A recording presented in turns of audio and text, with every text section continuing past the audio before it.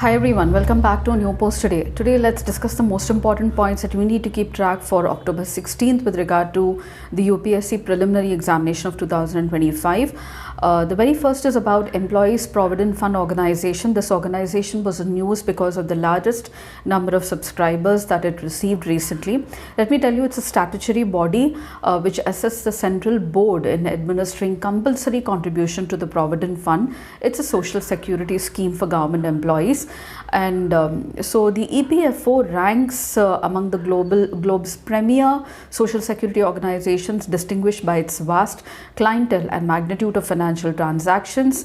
The inception of this fund can be dated back to an ordinance that was issued in 1951, which was subsequently replaced by the Employees Provident Funds Act of 1952.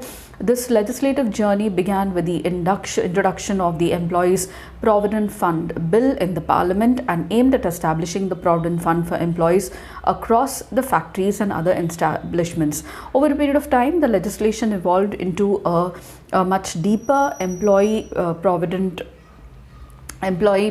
Fund and Miscellaneous Provisions Act of 1952. The administration of this act falls under the purview of a body called as the Central Board of Trustees, the Employees Provident Fund. This board comprises representatives from various sectors and also includes the government employees from both the center and the states. Azores Island was in news. It's an archipelago in the North Atlantic region, just adjacent to Portugal and belongs to Portugal. So this archipelago now has reached its goal of conserving the marine protected area in the Northern Atlantic. It's an autonomous region of Portugal made up of 9 islands, and the decision to establish the Marine Protected Area Network is a significant milestone in global marine conservation and contribution.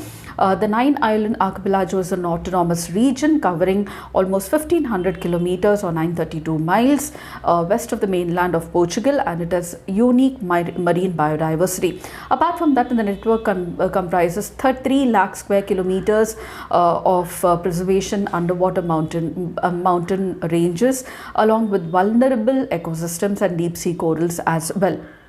The next is about a new collective quantified goal to be reached by 2025. This financial target is with regard to climate finance, and it aims to support the developing countries in their climate action after 2025. The new collective quantified goal is a key part of the Paris Agreement and is intended to be set before 2025. The goal is to be scientifically based and takes into account the needs of developing countries especially. It is setting a floor target of $100 billion per year and will be intended to fill the gaps in climate finance, foster global partnership, and ensure enhanced cooperation among the nations. It makes finance inflows consistent with pathways towards low greenhouse gas emissions, and it is going to be formalized in COP29, that's Baku, Azerbaijan. A new international transshipment container port is coming up at Galatia. So let's look at some of the points with regard to the map of Andaman and Nicobar Islands. We have the Andaman Islands at the north and the Nicobar Islands at the south.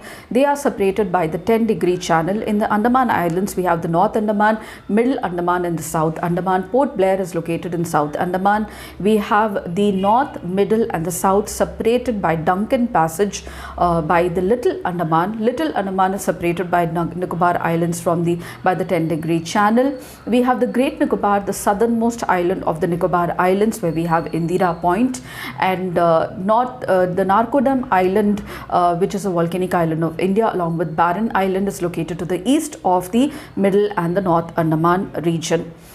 Apart from that, we have the Ritchie's archipelago as well, and certain islands of Andaman and Nicobar have been renamed recently, so take a look at this as well.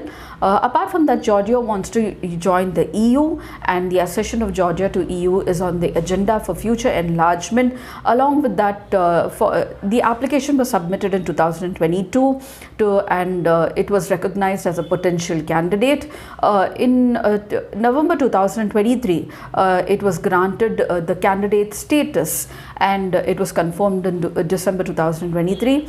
It is one of the 9 countries who aspire to become EU candidates, along with Albania, Bosnia Herzegovina, Moldova, Montenegro, North Macedonia, Serbia, Turkey and Ukraine. And the beginnings of the European Union can be traced back to the inner 6 states of Belgium, France, Italy, Luxembourg, Netherlands and the West Germany. And recently, the country which ruled that parliament cannot remove the judges is Bangladesh. So these are some of the issues that I thought I should be discussing with you with regard to October 16th. Please do like, share and subscribe, and don't forget to comment at the end of the video. I shall see you tomorrow in 17th, 18th and 19th. Until then, it's very happy learning.